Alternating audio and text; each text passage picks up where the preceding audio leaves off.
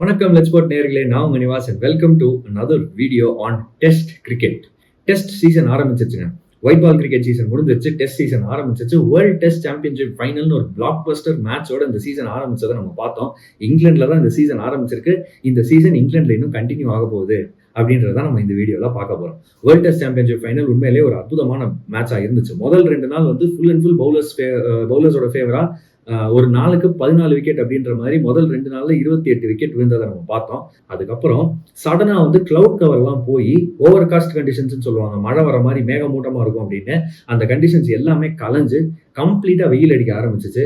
இங்கிலாண்டை பொறுத்த வரைக்கும் எப்பெல்லாம் வெயில் அடிக்குதோ அப்பெல்லாம் பேட்ஸ்மேன் சாதகமா பிட்ச் வந்து பிஹேவ் பண்ணும். எப்பெல்லாம் இந்த மாதிரி மேகமூட்டமா மழை வர்ற மாதிரி அறிகுறிகளை வந்து வெதர் காட்டுதோ அப்பெல்லாம் பவுலர்ஸ்க்கு வந்து பால் நல்லா ஸ்விங் ஆக ஆரம்பிக்கும். மிக முக்கியமா ஃபாஸ்ட் பவுலர்ஸுக்கு செம்ம வந்து ஒரு பர்ச்சேஸ் கிடைக்கும் பிட்ச்ல இருந்து அப்படின்றது பல வருஷமா ட்ரெண்டா இருந்திருக்கு இங்கிலாந்துல. இந்த முறையும் வேர்ல்ட் டெஸ்ட் சாம்பியன்ஷிப்ல நம்ம அதே ட்ரெண்ட் கண்டினியூ ஆகிறத பார்த்தோம். சவுத் ஆப்பிரிக்கா செம்ம லக்கியா இருந்தாங்க. ஃபர்ஸ்ட் அவங்க டாஸ் டெசிஷனே வந்து டாஸ் ஜெயிச்சுட்டு சேஸ் பண்றோம் அப்படின்னு சொல்லியிருந்தாங்க. அவங்க சூஸ் பண்ண அந்த டெசிஷன் அதுவுமே அற்புதமான ஒரு டெசிஷனா இருந்துச்சு. அது அவங்களுக்கு கொடுத்த லக்.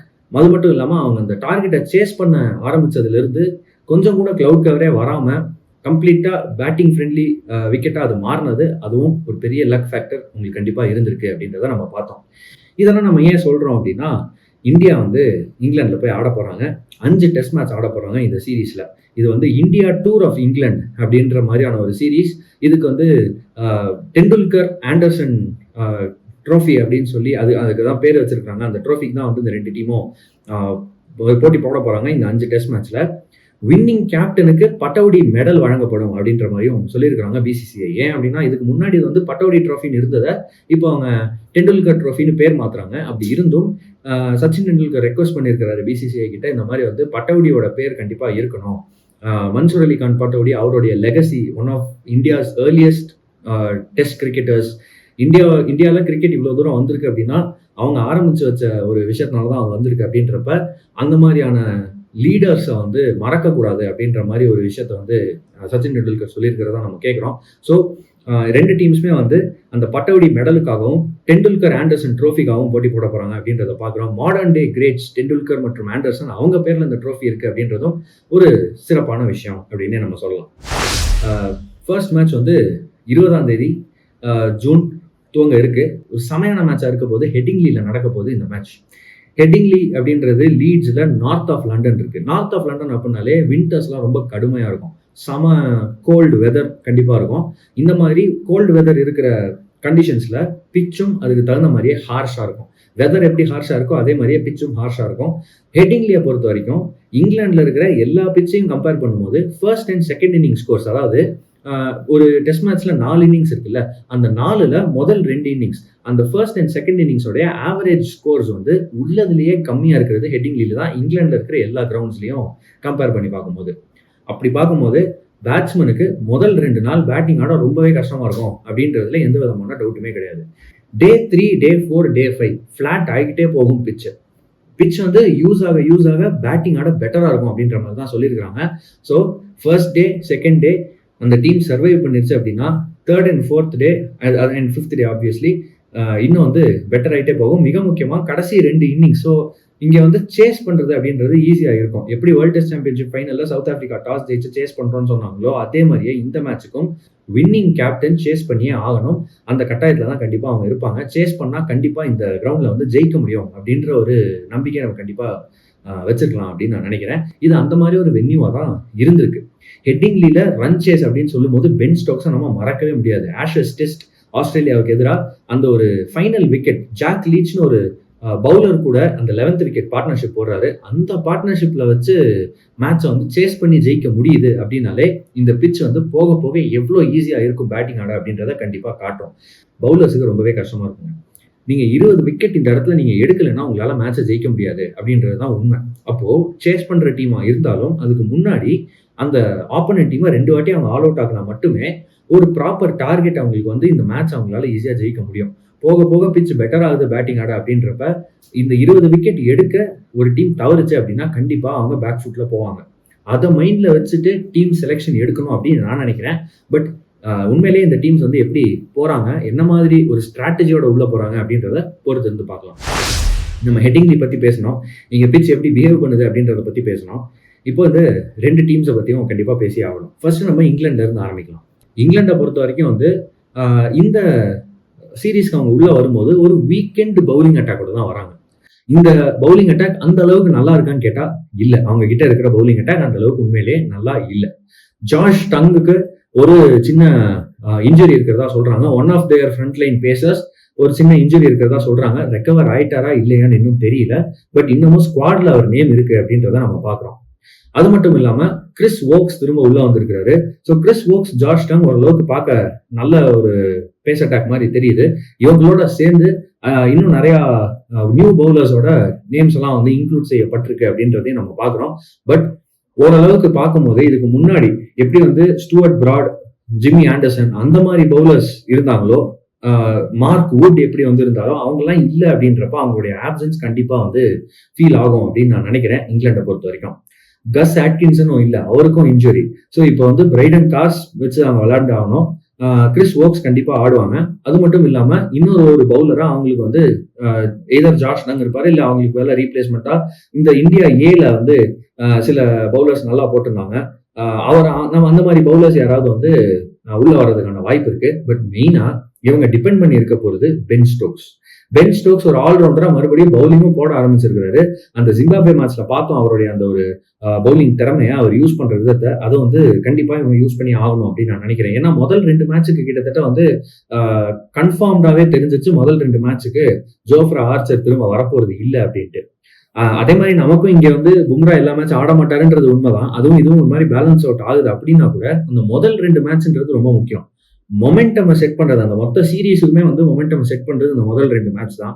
இந்த முதல் 2 மேட்ச்ல அவங்களுடைய ஃப்ரண்ட் லைன் பேசர் இல்லை அப்படின்றது ஒரு மிகப்பெரிய பின்னடைவு இங்கிலாண்டை பொறுத்த வரைக்கும். ஜாக் கிராலி இருக்காரு ஓப்பனிங் ஆட, பென் டக்கெட் செம்ம ஃபார்ம்ல இருக்காரு. So Jack Crawley and Ben Duckett இவங்க 2 பேர் தான் ஓப்பன் பண்ண போறாங்க பேட்டிங்ல. பென் டக்கெட்டோடைய பேட்டிங் ரொம்பவே முக்கியமா இருக்கும். இந்தியாவுக்கு எதிராக, அதுவும் ஜஸ்பிரீத் பும்ராவுக்கு எதிராக அவர் எப்படி ஆட போறாருன்றதை நம்ம பொறுத்து வந்து பார்க்கலாம். நல்ல ரெக்கார்டு வச்சிருக்கிறாரு, ரொம்ப மோசமான ரெக்கார்டு கிடையாது. அவர் எப்படி ஆடுறாருன்றதை பொறுத்து தான் வந்து இங்கிலாந்துடைய பேட்டிங் சான்சஸ் இருக்கு அப்படின்னு நான் நினைக்கிறேன். இன்ஃபேக்ட் அவங்களுடைய வீக்கெண்ட் பவுலிங் அட்டாக் ஒரு பெரிய பேசு பொருளா நம்ம எடுத்து பேசினதுனால அவங்களுடைய பேட்டிங் தான் நம்ம பார்வையில வந்து ரொம்ப முக்கியமா இருக்கிற மாதிரி தெரியுது. அவங்க எந்த அளவுக்கு நல்லா பேட்டிங் ஆடுறாங்களோ அந்த அளவுக்கு வந்து அவங்களுடைய சான்சஸ் இருக்கு மேட்ச் ஜெயிக்க அப்படின்னு நான் நினைக்கிறேன். நம்பர் 3ல ஆலி போப் வருவாரா அப்படின்றதும் ஒரு பெரிய கேள்வியா இருக்கு.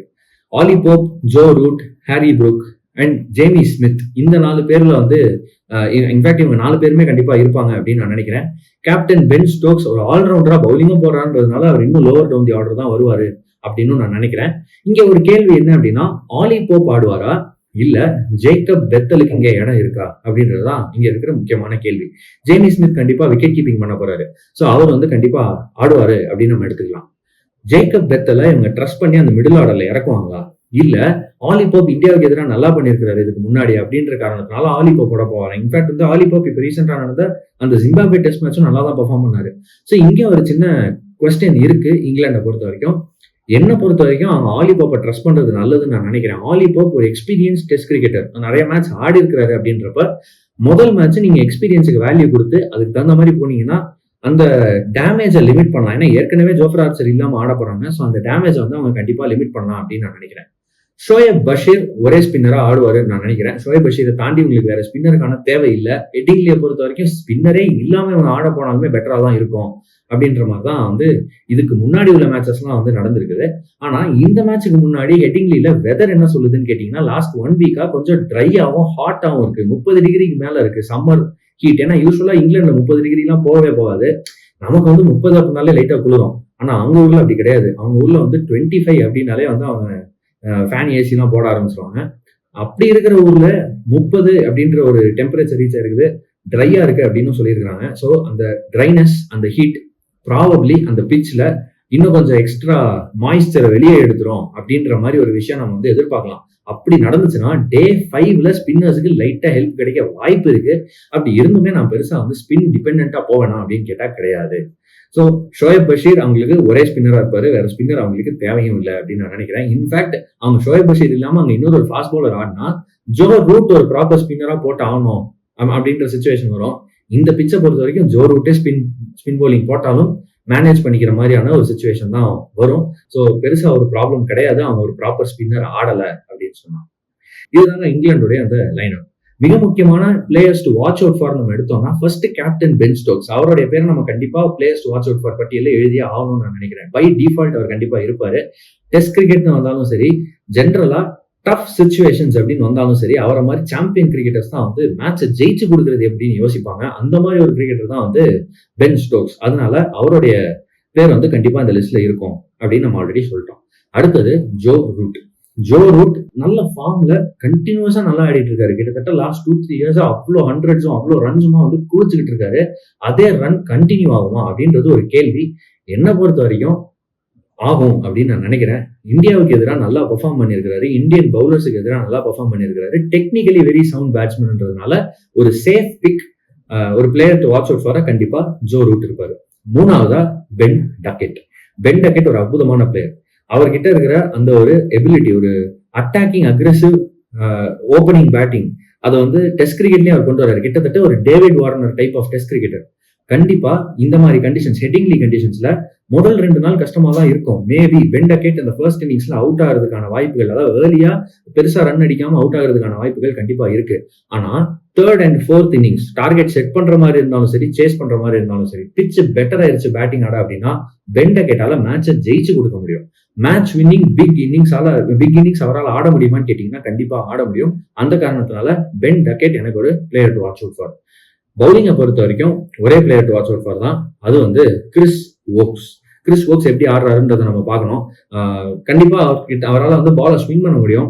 ஹெட்டிங்லியோட அந்த ஃபர்ஸ்ட் 2 டேஸ்ல கிறிஸ் வோக்ஸோட ரோல் வந்து ரொம்ப முக்கியமா இருக்கும். Player to watch out for அப்படின்னு நம்ம சொல்றோம். இங்கிலாண்டை பொறுத்த வரைக்கும் அவங்க வந்து ரொம்ப நம்பி இருக்கிற ஒரு பிளேயர் அப்படின்னா கிறிஸ் வோக்ஸ் தான். எப்படியாவது விக்கெட் எடுத்து கொடுப்பா அப்படின்ற மாதிரி ஒரு லெவல்ல தான் வந்து நிற்பாங்க அப்படின்னு நான் நினைக்கிறேன். பொறுத்து வந்து பார்க்கலாங்க என்ன நடக்குது அப்படின்னு சொல்லி. அடுத்தது டீம் இந்தியாவை பத்தி பார்ப்போம். டீம் இந்தியா நம்ம எல்லாருக்குமே தெரியும். இப்ப அந்த ஸ்குவாட்ல வந்து புதுசா ஹர்ஷித் ராணா வேற உள்ள கொண்டு வந்திருக்கிறாங்க. அகைன் இந்த ஹர்ஷித் ராணா இன்க்ளூஷன், இதை பத்தி நிறைய கேள்விகள் நிறைய பேருக்கு ஓடிட்டு இருக்கு. என்ன பொறுத்த வரைக்கும் டிசர்வ்டான்னு கேட்டீங்கன்னா கண்டிப்பா கிடையாது. ஏன் ஹர்ஷித் ராணா டீமுக்குள்ள வராரு? கௌதம் கம்பீருக்கு ஃபேவரேட்டிசம் அப்படின்றது இருக்கா? நிறைய பேர் இந்த ஃபேவரேட்டிசம் வெளிப்படையா சொல்றாங்க. எனக்கும் அது அப்படிதான் தோணுது. பட் என்ன பண்ண, அட்லீஸ்ட் அவர் வந்து அந்த ஃபர்ஸ்ட் 11ல இடம் பிடிக்காம இருக்காரா அப்படின்றத நம்ம பார்க்கலாம். ஃபர்ஸ்ட் 11லயும் ஹர்ஷித் ராணாவோட இடம் இருந்துச்சு அப்படின்னா ரொம்பவே கஷ்டம் இந்தியாவை பொறுத்த வரைக்கும். அவருக்கு வந்து இங்கிலாந்துல போடக்கூடிய அந்த லைன் அண்ட் லென்த் இருக்கான்றத நம்ம கேள்வி. நம்ம வந்து அந்த பிளேயரை நம்ம குறைச்சி இட போடல, அந்த பிளேயருடைய ஸ்கில்லை நம்ம கொஸ்டின் பண்ணல. நம்ம என்ன சொல்றோம் அப்படின்னா அந்த பிளேயருடைய பிளேயிங் ஸ்டைல் இங்கிலாந்துக்கு சூட் ஆகுமா அப்படின்றத நம்ம பார்க்குறோம். ஆஸ்திரேலியாவில் எடுத்து ட்ரை பண்ணாங்க ஹர்ஷித் ராணாவை. அவர் போட்ட அந்த பேக் ஆஃப் லென்த், அவர் போட்ட அந்த லைன்ஸ் அண்ட் லென்ஸ் எதுவுமே எஃபெக்டிவா இல்ல ஆஸ்திரேலியாவில். சரி, அது ஆஸ்திரேலியா, இது இங்கிலாந்து அப்படின்னு எடுத்தாலும் இங்கிலாண்டை பொறுத்த வரைக்கும் உங்களுக்கு 2 ஆப்ஷன். ஒரு ஃபாஸ்ட் பவுலரா நீங்க பிட்ச்ல இருந்து சீம் மூவ்மெண்ட் யூஸ் பண்ற ஒரு பிளேயரா இருந்தீங்க அப்படின்னா அந்த டாப் ஆஃப் ஆஃப் ஸ்டம்புடைய அந்த டாப்பை வந்து நீங்க எய்ம் பண்ணணும். அப்படி நீங்க எய்ம் பண்ணி அந்த மாதிரி length, slightly fuller length or slightly ஒரு குட் லென்த் டெலிவரின்னு சொல்லுவாங்கல்ல, 6 to 8 மீட்டர் லென்த் சொல்லுவாங்க, இல்ல 8 to 10 மீட்டர் லென்த் சொல்லுவாங்க. ஸோ இந்த 6 to 10 மீட்டர்ஸ் அந்த லென்த்ல போடக்கூடிய ஒரு பவுலரா நீங்க இருந்தீங்க அப்படின்னா ஒரு ஃபாஸ்ட் பவுலரா, சீம் மூவ்மெண்ட் யூஸ் பண்ற ஃபாஸ்ட் பவுலரா உங்களுக்கு கண்டிப்பா சக்சஸ் கிடைக்கும் இங்கிலாந்துல. அப்படி இல்ல நீங்க ஸ்விங் பண்ணக்கூடிய ஒரு பவுலர், ஃபார் எக்ஸாம்பிள் ஒரு புவனேஸ்வர் குமார் மாதிரி அப்படின்னு நீங்க சொன்னீங்கன்னா 4 to 6 மீட்டர்ஸ் அல்லது 6 to 8 metres, so 4 to 8 metres அந்த லென்த்ல ஸ்லைட்லி ஃபுல்லர் அங்க ஆப்ரேட் பண்ணணும். அந்த லென்த்ல நீங்க போட்டீங்கன்னா பாலை ஸ்விங் பண்ணி எட்ஜ் வாங்க ட்ரை பண்ணலாம். பேட்ஸ்மேனோட எட்ஜை நீங்க வந்து கண்டிப்பா விக்கெட் எடுக்க ட்ரை பண்ணலாம். அந்த மாதிரி ஒரு சிச்சுவேஷன் இங்கிலாந்துல எப்பயுமே இருக்கும். இந்த வேர்ல்ட் டெஸ்ட் சாம்பியன்ஷிப் பாத்தீங்க அப்படின்னாலுமே ஸ்லைட்லி பேக் ஆஃப் லென்த் போட்டு பாலை உள்ள கட் பண்ணி உள்ள கொண்டு வந்தாரு ரபாடா. அந்த காரணத்தினால நிறைய அவுட் சைட் எட்ஜும் இன்சைட் எட்ஜும் வந்து அவரால் கம்ப்ளீட் பண்ண முடிஞ்சிச்சு. அதாவது பேட்ஸ்மேனோட அவுட் சைட் எட்ஜையும் இன்சைட் எட்ஜையும் டார்கெட் பண்ண முடிஞ்சிச்சு. இன்னொரு பக்கம் லுங்கி எங்கிடி அவருமே கிட்டத்தட்ட அந்த மாதிரி போட்டாரு. ஸ்டம்ப் லைன்ல வச்சப்ப அவருக்கு வந்து கண்டிப்பா நிறைய அட்வான்டேஜ் இருந்துச்சுன்றதை நம்ம பார்த்தோம். ஆஸ்திரேலியா பவுலிங் போட்டப்ப கூட அந்த சவுத் ஆப்பிரிக்காவுடைய ஃபர்ஸ்ட் இன்னிங்ஸ், மேட்ச்னுடைய செகண்ட் இன்னிங்ஸ், அந்த இன்னிங்ஸ்ல பேட் கமின்ஸ் போட்ட பவுலிங்கா இருக்கட்டும், அதுக்கு முன்னாடி நாள் வந்து ஹேசல்வுட் போட்ட பவுலிங்கா இருக்கட்டும், அதாவது பால் பிட்ச் ஆயிட்டு சீம் இன் ஆகி ஸ்டம்ப்ல அடிக்கிற மாதிரி போட்டாங்க. ஸ்டம்பை டார்கெட் பண்ணாங்க.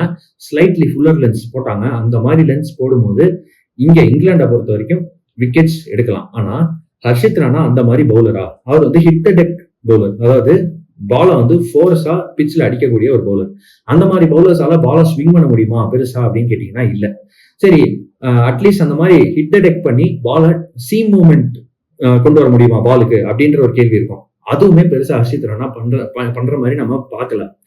அவர்கிட்ட ஒயிட் பால்ல நல்ல சேஞ்ச் அப் டெலிவரிஸ் இருக்கு. அதாவது ஸ்லோவர் பால்ஸ் போடுறாரு, சேஞ்ச் ஆஃப் பேஸ் போடுறாரு. அந்த வேரியேஷன்ஸ்லாம் அவர்கிட்ட இருக்கு. அந்த வேரியேஷன்ஸ் டெஸ்ட் கிரிக்கெட்ல யூஸ் ஆகுமான்னு கேட்டா இல்ல. இவங்க கிட்ட இப்ப இருக்கிற இந்த பவுலர் பட்டியல்ல பிரசித் கிருஷ்ணா எடுத்தீங்கன்னா, பிரசித் கிருஷ்ணாவாலையும் ஹிட் டெக் போட முடியும், ஸ்லைட்லி ஹார்டர் லென்ஸ் போட முடியும். ஆனா அவர்கிட்ட சீம் பொசிஷன் அற்புதமா இருக்கு. பிரசித் கிருஷ்ணா போடுற சீம் பொசிஷன் முகமது ஷமிக்கு அப்புறம் முகமது ஷமியோட probably second in that list அப்படின்னு சொல்ற மாதிரியான ஒரு சீம் பொசிஷன். முகமது ஷமி தான் சீம் பொசிஷன் தான் கிங், அதுல டவுட்டே கிடையாது. முகமது ஷமிக்கு அடுத்தது அந்த லிஸ்ட்ல பிரசித் கிருஷ்ணா. அட்லீஸ்ட் அந்த ஸ்கில் அவர்கிட்ட இருக்கா, அதனால அவரால் பாலை ஏர்ல லைட்டா ஸ்விங் பண்ண முடியும். அது மட்டும் இல்லாம ஸ்லைட்டா வந்து அவரால் சீம் மூவ்மெண்ட் எடுக்க முடியும் பிட்ச்ல இருந்து. முகமது சிராஜ் அந்த சீம் இன் டெலிவரிக்கு பேர் போன பவுலர். இந்த சீரீஸ்ல என்ன பொறுத்த வரைக்கும் பிக் ஆஃப் த பவுலர்ஸ் அவர் இருக்கிறதுக்கான வாய்ப்புகள் ரொம்ப ஜாஸ்தி. ரொம்ப சக்சஸ்ஃபுல்லா அவர் இருப்பாரு அப்படின்னு நான் நினைக்கிறேன். இதுக்கு முன்னாடி இங்கிலாந்துல ஆடினப்பையும் லார்ட்ஸ் மாதிரி கிரவுண்ட்ஸ்ல ரொம்ப சக்சஸ்ஃபுல்லா இருந்தாரு முகமது சிராஜ். ஸோ சிராஜ் மாதிரி பவுலர்ஸும் வந்து இங்கிலாந்து மாதிரி கண்டிஷன்ஸுக்கு கண்டிப்பா சூட் ஆவாங்க.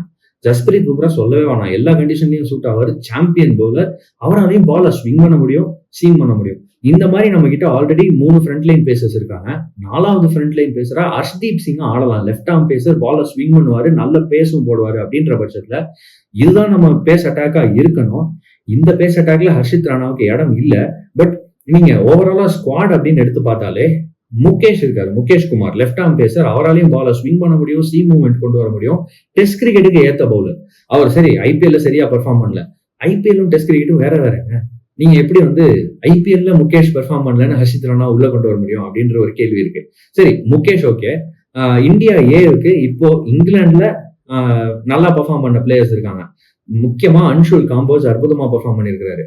அது மட்டும் இல்லாம அன்ஷுல் காம்போஸ் டொமஸ்டிக்லயும் நல்ல நம்பர்ஸ் வச்சிருக்காருன்றத பாக்குறோம் இந்த சீசன். அண்ட் கலீல் அகமது இந்த இந்தியா ஏக்கு நல்லா பெர்ஃபார்ம் பண்ணாரு. அப்படின்றப்ப இவங்க 2 பேர்ல யாராவது ஒருத்தர் செலக்ட் பண்ணியிருந்தா கூட பிரச்சனை இல்லை. மிக முக்கியமா அன்ஷுல் காம்போஸை செலக்ட் பண்ணிருக்கணும் அப்படின்றது நிறைய பேருடைய கருத்தா இருக்கு. என்னுடைய கருத்து, என்னுடைய ஃபர்ஸ்ட் ப்ரிஃபரன்ஸ் முகேஷா இருப்பாரு. ஏன்னா அவருக்கு ஆல்ரெடி சான்ஸ் கொடுத்துருக்கு, அந்த சான்ஸ் கண்டினியூ பண்ணணும் அப்படின்னு நான் நினைப்பேன்.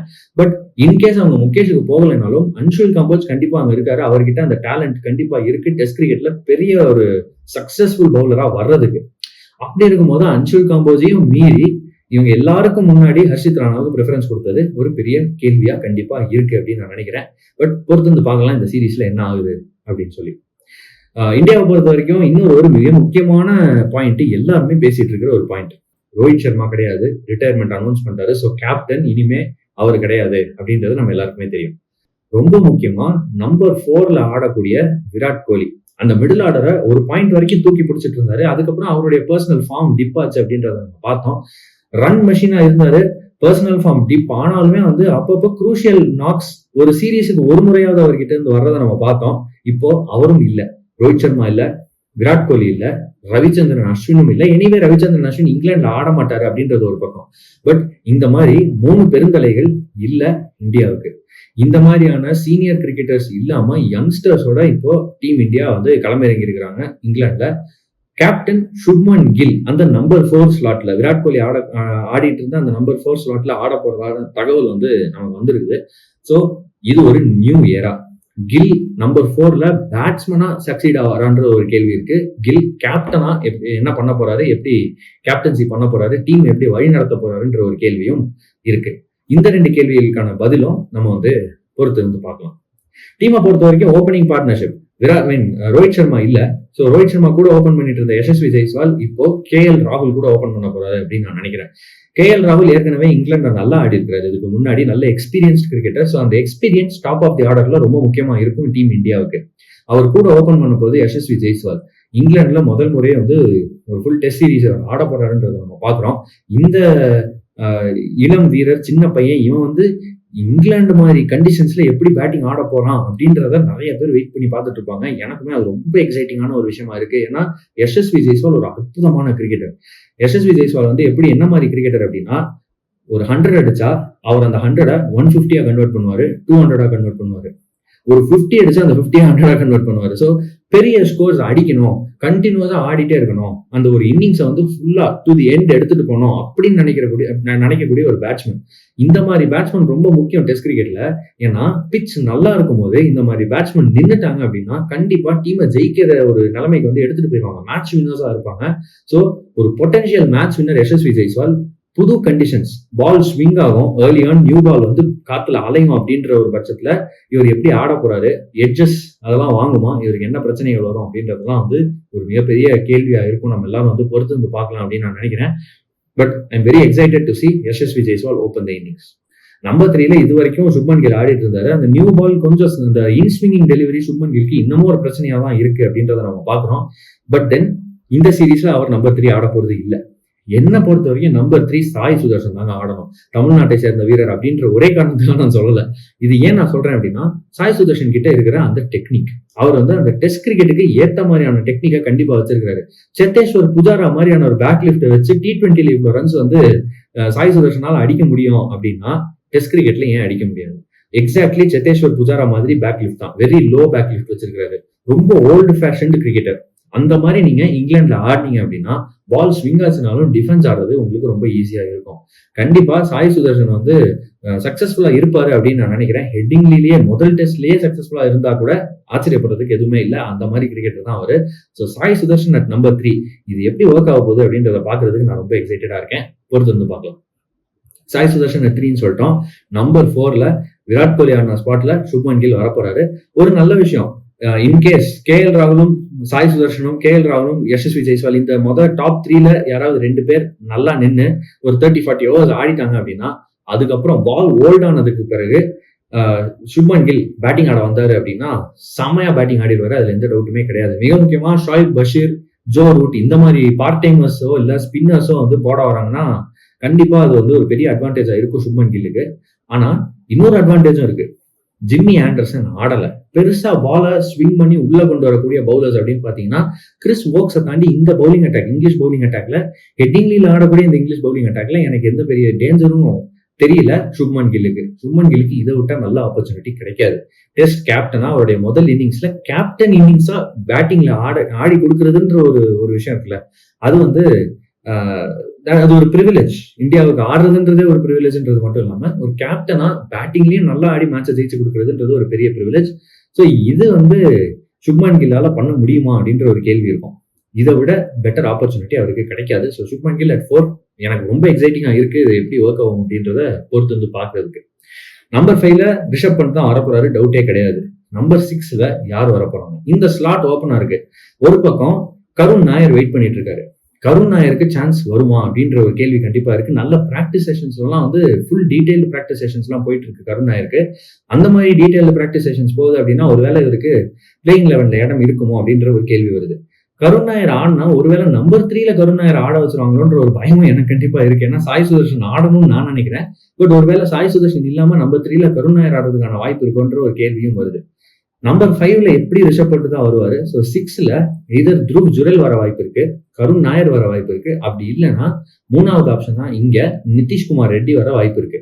இவங்க 3 பேர்ல யாராவது ஒருத்தர் கண்டிப்பா இந்த ஸ்லாட்ல வந்து ஆட போறாங்க. என்ன கேட்டா நான் நம்பர் 3ல சாய் சுதர்ஷனும் இந்த நம்பர் 6 ஸ்லாட்ல நான் நிதிஷ்குமார் ரெட்டியும் நான் ஆடுவேன். பட் இன்கேஸ் அவங்க வந்து நிதிஷ்குமார் ரெட்டியை விட டெக்னிக்கலி த்ருவ் ஜுரெல் ஒரு பேட்ஸ்மேனா பெட்டரா இருக்காரு அப்படின்னு அவங்க நினைச்சாலும் எனக்கு ஓகே தான். Either one of Dhruv Jurel or Nitish Kumar Reddy. என்னோட பிக் நிதிஷ்குமார் ரெட்டியா இருக்கும். யாரை செலக்ட் பண்றாங்க, நம்பர் 6ல யார் ஆட போறாங்கன்றத பொறுத்து வந்து பார்க்கணும். நம்பர் 7 ரவீந்திர ஜடேஜா டீம்ல இருக்காரு.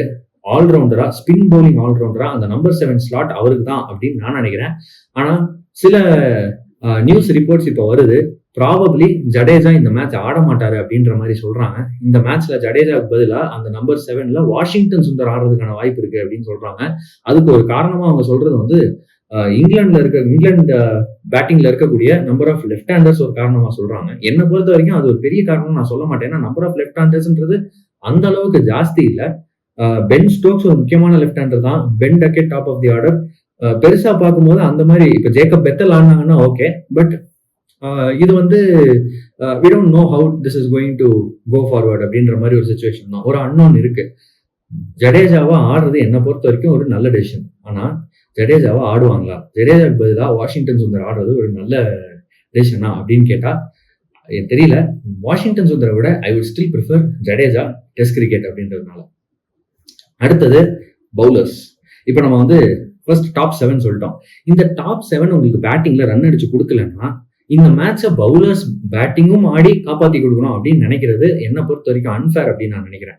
நல்ல பேட்டிங் ஆர்டர் இருக்கு, இவங்க ரன் அடிச்சு கொடுக்கலன்னா மேட்ச் தோத்த மாதிரி தான், அதை அப்படியே விட்டுட்டு போயிடலாம் அப்படின்னு நான் நினைக்கிறேன். பட் தென் அந்த நம்பர் 8ல 6வது விக்கெட்ல ஒரு ஆல்ரவுண்டர் பேட்டிங் ஆடணும்னு இவங்க நினைக்கிறதுக்கான வாய்ப்புகள் ரொம்ப ஜாஸ்தி. என்னை பொறுத்த வரைக்கும் இவங்க இதை பண்ணக்கூடாது.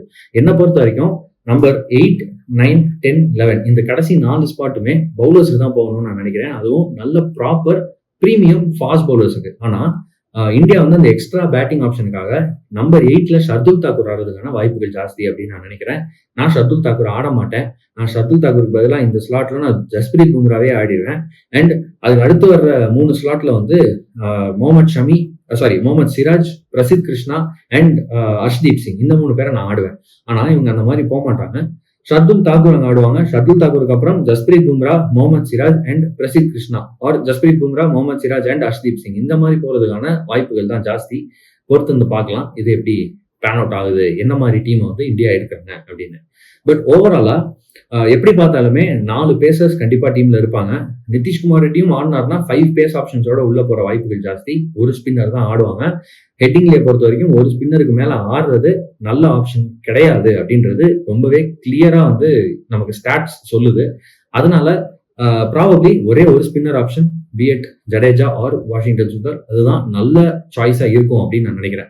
நிறைய பேர் வந்து குல்தீப் யாதவ் ஆடுவாங்களா அப்படின்ற மாதிரி கேட்கறாங்க. குல்தீப் யாதவ் ஆடினா வேற வழியே கிடையாது. நிதிஷ்குமார் ரெட்டியும் ஆடி ஆகணும், நமக்கு ஷர்துல் தாக்கூரும் ஆடி ஆகணும் அப்படின்ற ஒரு கட்டாயம் வந்துடும். அது மட்டும் இல்லாம எக்ஸ்ட்ராவா நம்ம ஒரு பேட்ஸ்மேனும் ஆடணும். இப்போ ஃபார் எக்ஸாம்பிள் வந்து த்ருவ் ஜுரல் ஆடுறாரு அப்படின்னு சொன்னா த்ருவ் ஜுரல் அந்த நம்பர் 6ல வருவாரு, நம்பர் 7ல நிதிஷ்குமார் ரெட்டி, நம்பர் 8ல ஷர்துல் தாக்கூர். இப்படி ஆட வேண்டிய கட்டாயம் ஏற்பட்டுரும். இன்கேஸ் குல்தீப் யாதவ் ஆடணும் அப்படின்னா குல்தீப் யாதவ் வந்து அப்போ பிரசித் கிருஷ்ணாக்கு பதிலாக ஆடுவாரு அப்படின்ற மாதிரி நம்ம வந்து எதிர்பார்க்கலாம், எடுத்துக்கலாம். அப்படி இருந்துச்சுன்னா அது சரியான ஆப்ஷன் கேட்டா கண்டிப்பா கிடையாது. பிரசித் கிருஷ்ணா ஒரு front line proper fast bowler. அவரோட அந்த ஸ்கில்ல வந்து நிதிஷ்குமார் ரெட்டியால செய்ய முடியுமான்னு கேட்டா இல்ல. அவருடைய அந்த ஸ்கில்ல ஷர்துல் தாக்கூரால செய்ய முடியுமான்னு கேட்டா இல்ல. ஆனஸ்டே ஷர்துல் தாக்கூர் ஒரு நல்ல பவுலரா இருப்பாரு. ஆனா பிரசித் கிருஷ்ணா கிட்ட இருக்கிற அந்த ஒரு லெவல் ஆஃப் டிபெண்டபிலிட்டி, நம்ம வந்து பிரசித் கிருஷ்ணா மேல நம்பிக்கையா சரி வரும், போனா விக்கெட் எடுப்பாருன்னு சொல்லக்கூடிய அந்த ஒரு விஷயம் இருக்குல்ல, அது ஷர்துல் தாக்கூர் கிட்டயோ நிதிஷ்குமார் ரெட்டி கிட்டயோ இருக்கான்னு கேட்டா இல்ல. இதெல்லாம் பார்க்கும்போது எனக்கு என்னமோ டீம் காம்பினேஷன் குல்தீப் யாதவுக்கு இடம் கொடுக்காது அப்படின்னு நான் நினைக்கிறேன். பொறுத்து வந்து பார்க்கலாம் என்ன நடக்குது அப்படின்னு. இப்போ players to watch out for இந்தியாவில இருந்து first player to watch out for, இவர் ஆடினா இவர் கண்டிப்பா என்னோட லிஸ்ட்ல இருப்பாரு, சாய் சுதர்ஷன். சாய் சுதர்ஷன் ஆடினா நான் வந்து ரொம்பவே நம்புவேன் அவரை.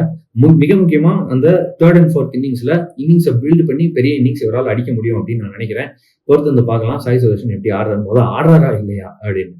அடுத்தது second player to watch out for KL ராகுல். இங்கிலீஷ் கண்டிஷன்ஸ்ல பால் ஸ்விங் ஆகும்போது ஒரு வித்தியாசமான லீவிங் டெக்னிக் வச்சிருப்பாரு KL. பெருசா வந்து கையை தூக்கி லீவ் பண்ண மாட்டாரு. யூஸ்வலா லீவ் பண்றது வந்து எக்ஸாஜரேட்டடா கையை மூவ் பண்ணி லீவ் பண்ணுவாங்க. KL ராகுல் அதை பண்ண மாட்டாரு. அவர் வந்து அந்த டிஃபென்ஸ் ஷாட் ஆடக்கூடிய அந்த ஸ்டார்டிங் பொசிஷன்லயே பேட்டை வச்சுட்டு வெயிட் பண்ணுவாரு. லீவ் பண்றதா இருந்தா அந்த பேட்டை இன்னும் உடம்புக்கு உள்ள எடுத்துட்டு வந்து லீவ் பண்ணுவாரு. அந்த மாதிரி அவர் லீவ் பண்றப்ப ஒருவேளை பால் லேட்டா உள்ள ஸ்விங் ஆகி வந்துச்சு அப்படின்னா டக்குன்னு பேட்டை கீழே இறக்கி டிஃபெண்ட் பண்றதுக்கான பொசிஷன்லயும் அவர் இருப்பாரு அப்படின்றத பாக்குறோம். ஸோ பேசிக்லி ஷாட் ஆட ஆரம்பிக்கிற அதே பொசிஷன்ல ஃப்ரீஸ் ஆகி நிற்பாரு, அப்படியே லீவ் பண்ணுவாரு. அப்படியே வந்து இன்கேஸ் அந்த பால் அந்த லைன்ல வருது அப்படின்னா ஷாட்டும் ஆடிடுவாரு. ஸோ இது ஒரு கிளவரான லீவிங் டெக்னிக். நீங்க முன்னாடியே வந்து டிசைட் பண்ணி பாலை லீவ் பண்ண போறேன்னு பேட்டை தூக்கிட்டீங்க அப்படின்னா அதுக்கப்புறம் பால் உள்ள வந்துச்சுன்னா கஷ்டம். ஆனா இது லாஸ்ட் மினிட் வரைக்கும் பாலை வாட்ச் பண்ணி டெசிஷன் எடுக்காம பொறுமையா இருந்து என்ன நடக்குதுன்றதை பார்த்து ரியாக்ட் பண்ற மாதிரியான ஒரு பேட்டிங். இந்த டெக்னிக் இங்கிலாந்துல கண்டிப்பா ஒர்க் ஆகும். ஸோ KL ராகுல் நமக்கு மிகப்பெரிய player to watch out for இந்த மேட்ச்க்கு. ஸோ 2 பேட்ஸ்மேன் நம்ம சொல்லியிருக்கிறோம் player to watch out for அப்படின்னு. 3வது பேட்ஸ்மேன் நம்ம கண்டிப்பா சொல்லியே ஆகணும். என்ன பொறுத்த வரைக்கும் 3வது பேட்ஸ்மேன் ரிஷப் பண்ட். ரிஷப் பண்ட் டெஸ்ட் கிரிக்கெட்டை பொறுத்த வரைக்கும் ஒரு மேவரிக். அதாவது அவர் என்ன பண்ணுவாருன்றது அவருக்கே தெரியாது. நீங்க வந்து ரிஷப் பண்ட் உள்ள இறக்கி விட்டுட்டு பொறுமையா வெயிட் பண்ணணும். சடனா இன்னொரு விக்கெட் விழுந்து ரிஷப் பண்ட் திரும்ப உள்ள வந்து உட்கார வாய்ப்பு இருக்கு ட்ரெஸ்ஸிங் ரூம்ல. ஆனா அந்த மாதிரி நடக்கல அப்படின்னா ஆப்போனன்ட் பவுலிங் அட்டாக் கிட்ட இருக்கிற எல்லா பிளானையும் குழப்பி விட்டு வந்துருவாரு, கன்ஃபியூஸ் பண்ணி விட்டுட்டு வந்துருவாரு. மிக முக்கியமா ஒரு ஷார்ட் ஸ்பேன் ஆஃப் டைம்ல உடனே குவிக் சக்சஷன்ல பவுண்டரிஸ் அடிச்சு பெரிய ரன்ஸ் எடுத்து கொடுத்து, அதாவது அந்த செஷன் முடிகிற டயத்துக்குள்ளேயே வந்து அந்த செஷனை இங்கிலாந்து ஜெயிச்சுட்டு வராங்க அப்படின்னா டக்குன்னு மாத்தி இந்தியா பக்கம் மொமெண்டம் கொண்டு வரக்கூடிய ஒரு பேட்ஸ்மேன். டெஸ்ட் கிரிக்கெட்டை பொறுத்த வரைக்கும் மொமெண்டம் ரொம்ப முக்கியம். எந்த டீம் அந்த மொமெண்ட்ல நல்லா விளையாண்டுட்டு இருக்காங்க அப்படின்றது ரொம்ப முக்கியம். அந்த ஒரு விஷயத்த வந்து மாத்தி விட்டு நம்ம டீம் பக்கம் இழுத்துட்டு வரக்கூடிய அந்த ஒரு ஸ்கில் கண்டிப்பா ரிஷப் பண்ட் கிட்ட இருக்கு. பொறுத்து வந்து பார்க்கலாம் அவர் எப்படி ஆடுறாரு அப்படின்ட்டு. என்னை பொறுத்த வரைக்கும் அவரும் ஒரு player to watch out for. பவுலிங்கை பொறுத்த வரைக்கும் ஜஸ்பிரீத் பும்ரா கிளியரா சொல்லியிருக்கிறாரு, 5 மேட்ச்ல 3 மேட்ச் தான் நான் அவைலபிளா இருப்பேன் அப்படின்னு. ஆனா முதல் மேட்ச்ன்றதுனால அவர் கண்டிப்பா ஆடுவாரு, எந்த டவுட்டுமே கிடையாது. என்னை பொறுத்த வரைக்கும் ஹெட்டிங்லில அந்த ஃபர்ஸ்ட் 2 days பவுலிங் வந்து ஹெல்ப்ஃபுல்லா இருக்கும் அப்படின்னு சொல்றாங்க. அந்த ஃபர்ஸ்ட் 2 daysல பிரசித் கிருஷ்ணாவோ முகமது சிராஜோ விக்கெட் எடுக்கிறதுக்கான வாய்ப்புகள் ரொம்பவே ஜாஸ்தி. ஆனா அதுக்கப்புறம் பேட்டிங் ஆட ஈஸியா இருக்கும்ன்றாங்க. டே 3, 4, 5 எல்லாம் பேட்டிங் ஆட ஈஸியா ஆகிட்டே போகும். டே 5 வந்து டே 4 விட பெட்டரா இருக்கும், டே 4 டே 3 விட பெட்டரா இருக்கும் பேட்ஸ்மேனுக்குன்ற மாதிரி சொல்றாங்க. அந்த மாதிரி அமைஞ்சிச்சு அப்படின்னா டே 3, 4, 5ல விக்கெட் எடுத்து கொடுக்குற மாதிரி பவுலர் யாருன்னு கேட்டீங்கன்னா ஜஸ்பிரீத் பும்ரா தான். நம்ம பவுலிங் அட்டாக்ல வந்து பிச் எப்படி இருந்தாலும் விக்கெட் எடுத்து கொடுக்குற ஒரு பவுலர் அப்படின்னா அது ஜஸ்பிரீத் பும்ரா. அதனால என்னை பொறுத்த வரைக்கும் கண்டிப்பா ஒரு பிளேயர் டு வாட்ச் அவுட் ஃபாரா ஜஸ்பிரீத் பும்ரா இருப்பாரு அப்படின்னு நான் நினைக்கிறேன். இதுதாங்க அந்த 2 டீமுடைய டீடைல் அனாலிசிஸ். மேட்ச் ஆரம்பிக்க போது மேட்ச் ஆரம்பிச்சதும் இந்த 2 டீம் எப்படி ஆடுறாங்கன்றத நம்ம பார்க்கலாம். அண்ட் என்னெல்லாம் நடக்குது, வெதர் கண்டிஷன்ஸ் எப்படி மாறுது, எந்த டீம் கிட்ட மொமெண்டம் இருக்கு, எந்த டீம் ஜெயிக்கிற பொசிஷன்ல இருக்காங்க அப்படின்றதையும் நம்ம பார்ப்போம். அடுத்தடுத்த நாள் நமக்கு வந்து இதுக்கான பதில்கள் தெரியும். இது ஒரு டெஸ்ட் மேட்ச் அப்படின்றதுனால பொறுமையா பேஷன்ஸோட நல்லா ஜாலியா என்ஜாய் பண்ணி பாருங்க. அண்ட் டெஸ்ட் கிரிக்கெட் தான் உண்மையான கிரிக்கெட். கிரிக்கெட் கத்துக்கணும்னு நினைக்கிறவங்க இந்த மேட்சை கண்டிப்பா கிரிக்கெட் கத்துக்கணும் அப்படின்ற அந்த இன்டென்ஷனோட பாருங்க. அற்புதமான ஒரு மேட்ச் இருக்க போகுது. அண்ட் இந்த மேட்ச் யார் ஜெயிக்க போறாங்க? இந்தியா ஜெயிப்பாங்களா, இங்கிலாந்து ஜெயிப்பாங்களா? எப்படி இருந்தாலும் டாஸ் ஜெயிக்கிற டீம் வந்து சேஸ் தான் பண்ணோம்.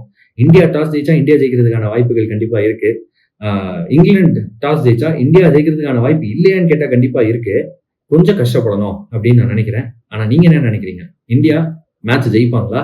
கேப்டன் சுப்மன் கில்க்கு அகைன்ஸ்டா கேப்டன் சுப்மன் கில்க்கு அடியில இங்கிலாந்துக்கு அகைன்ஸ்டா ஒரு டெஸ்ட் விக்டரி வருமா அப்படின்றத கமெண்ட்ல சொல்லுங்க. அடுத்த வீடியோல உங்களை வந்து சந்திக்கிற வரைக்கும் until then please like, share and subscribe. Thank you.